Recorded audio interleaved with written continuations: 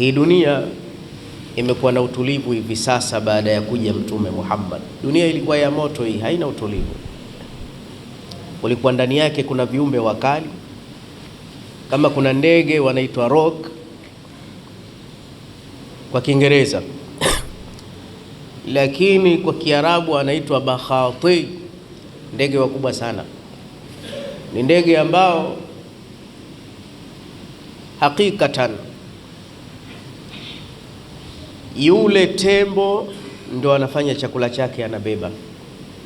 Ndege hao walipotea miaka 50 kabla ya kuja Mtume Muhammad. Wasitusumbue. Kuna wajukuu wa Nabii Allah Nuh, watoto wa mzee Yafith. Hawa wana damu ya moto, wanakula mimea hovyo, wanakula binadamu wenzi wao, hawafi haraka, wanaishi miaka mingi ili afe labda amuone mjukuu wake wa 1000. Viumbe hawa wanaitwa Yajuja wa Majuja. Walikuwa kirandaranda mtaani. Cha Mungu mmoja anaitwa Dhulkarnaini alayhi salam ndo aliwadhibiti lakini walileta madhara makubwa sana kwa watu. Sasa zamani dunia ilikuwa ina mambo mengi, lakini si hilo tu. Ilikuwa ukifanya maasi umejificha peke yako sehemu, bakora inatupata wote. Inawezekana tusiingize hata shilingi kwa sababu kuna mtu mmoja anamkosea Mwenyezi Mungu. Ili limuuma Nabii Allah Musa, akamwambia Mwenyezi Mungu, anta adilun, wewe ni mwadilifu, kwa nini utuadhibu bima faalu sufaha, kwa watu wengine wanaoyafanya, kwa nini sisi utupe adhabu hii? Ndio pale akapata usingizi Nabii Musa. Baada ya usingizi kama ule, akaja siafu mmoja akamng'ata Nabii Musa.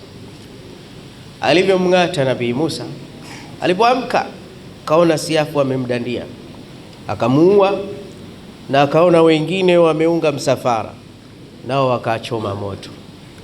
Mwenyezi Mungu akamwambia, kulikoni Musa, mbona unaadhibu siafu? Kwani kuna nini? Ambia huyu siafu kaning'ata, ndio maana nachoma moto.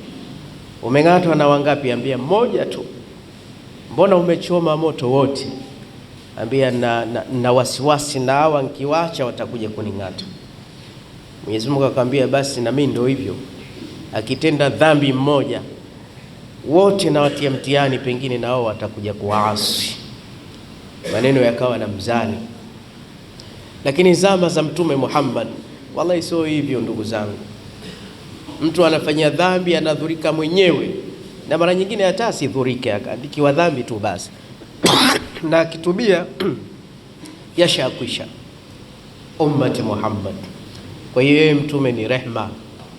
Tena sasa alhamdulillah alladhi arsalani rahmatan lilalamin.